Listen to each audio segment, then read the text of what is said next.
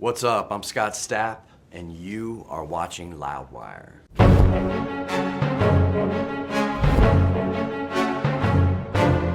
Hey everyone, Gruhamed here from Loudwire, and it's Wikipedia Fact or Fiction time with Mr. Scott Stapp. Thank you so much for joining me today. Good to be here, man. So appreciate your time. So, scoured your Wikipedia, Creed's Wikipedia, all the songs and albums and stuff. I'm gonna ask you whether it's fact or fiction. You can elaborate if you want. Fire away. All right. First off, because they do get this wrong sometimes, you were born Scott Allen Stapp in Orlando, Florida. That's partially correct. I always get this stuff wrong. Okay, let's hear it. I was born Anthony Scott Flippin, which is my birth name, Okay. in Orlando, Florida. Okay, they got the place right at least. Okay, Anthony Scott Flippin. Yes. All right, there you go, fiction already. It says that you were raised by your mother, Linda, and your stepfather, Stephen Stapp, who Yes. was a dentist. Yes. Okay, that's true. That is a fact, and he adopted me, and He so did. that's why the name changed. Okay, gotcha. So do you know your biological father? Yes. Yes. I do. I Okay. do. Is that something that's okay? Is it a rough subject? No, it recently is. You know, we reconnected. We actually did it live on Couples Therapy on VH1. Oh, the show, yeah, of course. And so, you know, we've begun to, you know, initiate a relationship of, you know, phone call periodically and some emails, you know. Is this a sort of part of your recovery process, is. making amends with everyone? It is, you know, and, you know, getting answers to unresolved issues in my Absolutely. life, you know. That's great to hear. It said that Creed's original band name was Naked Toddler. That was one of several. Yes, that's actually what Mark Tremonti Band said as names, well. yeah. I wanted to make sure. He said that you saw something in the newspaper one day. That was actually him. He saw, okay, yes, he saw Yeah. something in the newspaper. He had a newspaper clipping that he carried around in his wallet, and the headline was like "Naked Toddler Found Wherever," and he always, Just because it was so bizarre. in his mind, I guess, thought "Naked Toddler" might be a good band name, so he saved it. And so we tried it out, and then after the show, I believe it was the promoter came to us and said, "You guys thought about changing the band name? It's kind of like freaky. It kind of Yeah. turns people off." You don't so- want the people in the crowd who've come to see Naked Toddler, maybe. Right.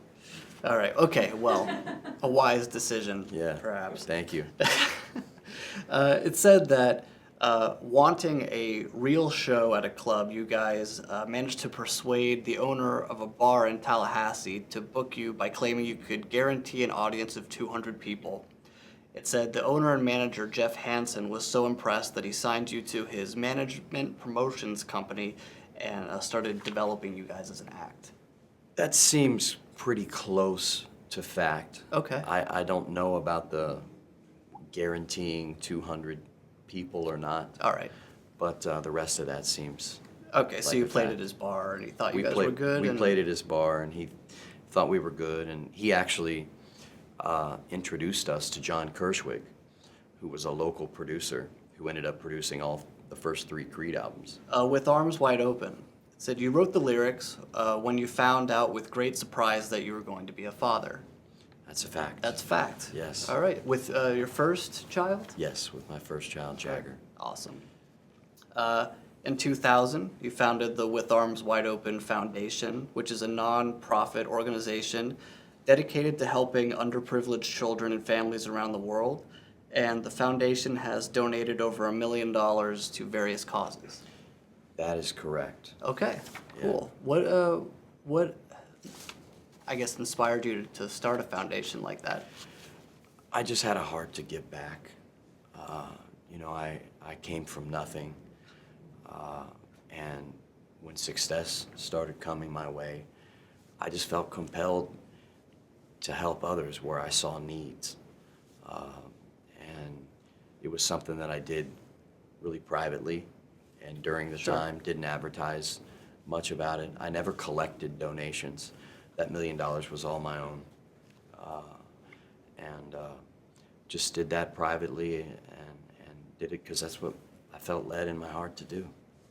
This one, Mark Tremonti had the most amazing reaction to this one. I've got to get your reaction. The song Higher. It said on Wikipedia, the song was written after you used lucid dreaming to stop a recurring nightmare you'd been experiencing in which you were pursued and killed by a gunman after hiding under a bridge. When you studied lucid dreaming and tried the technique, you were able to escape the gunman, and after you wrote the lyrics for Higher, you never had the dream again. That is absolutely true. It is? Yes. Really? Mm-hmm. He seemed to think that it was false. That is absolutely true. Really? Yeah. Wow. Okay. Did you ever tell him about that, or is it sort of a personal thing? Over the years, I'm sure he heard that story. Maybe he forgot. Maybe he did. Okay. Well, there Yeah. you go. It's true. We Yeah. thought that his reaction was so great. He was like, "What the hell are they writing on this Yeah. thing?" Someone actually probably learned that from an interview I did Yeah. talking about that song. Because that's the only way they would have known that, I is if know. I had shared that with someone. I was wondering how someone could make like such an elaborate, Yeah. false statement. That's the truth. Okay, good. All right, there you go. It said the tour to promote Weathered was delayed in April 2002 after you suffered a concussion and vertebrae damage after being involved in a car accident. And this led a growing addiction to alcohol, and you became addicted to pain medication because of the accident.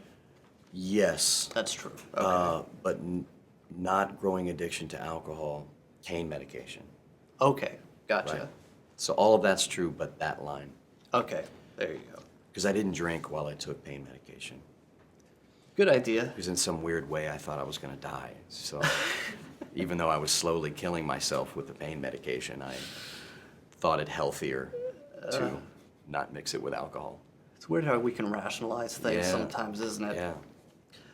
In 2003, it said that you contemplated suicide after drinking a bottle of Jack Daniels, and you were going to pull the trigger, but you were inspired not to after looking at a picture of your son, Jagger.